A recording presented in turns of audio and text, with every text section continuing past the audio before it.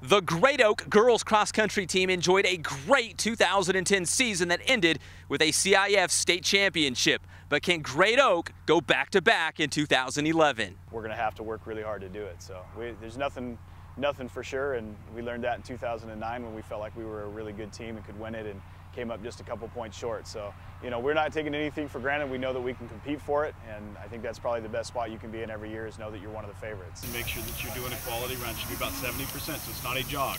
All right, because we're not getting our full run today. The Great Oak girls cross-country team is planning on another run at the state title. Wednesday's training session included a jaunt through the sprinklers on the softball field to beat the heat.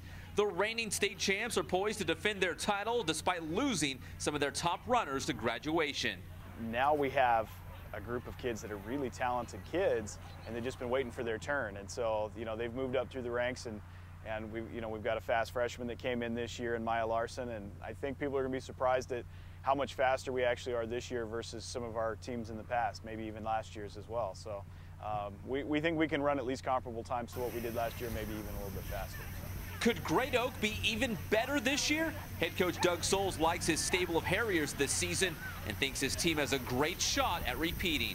Our philosophy is to compete at a national level and try to be the best team that we can nationally.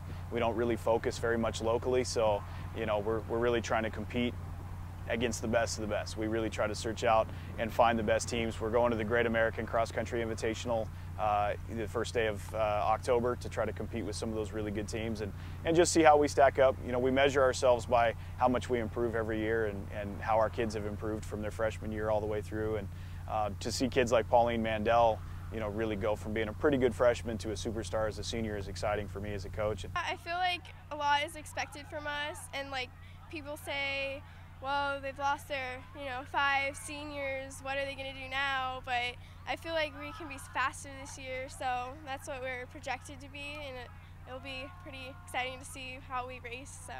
Leading the way will be senior PAULINE MANDEL, who finished 26th at the state meet last year. She has made major strides to improve. I'm excited to take a new role as like the senior leader because I've always felt like a team. It's like always been a strong team effort, and I'm excited to finally, I feel like it's like my time to show like what I got, and I've been training really hard over the summer. I put in a good summer, and I'm ready to show it on the course. The Lady Wolfpack has a great chance of leading the pack at the Southern Section and state meets this season.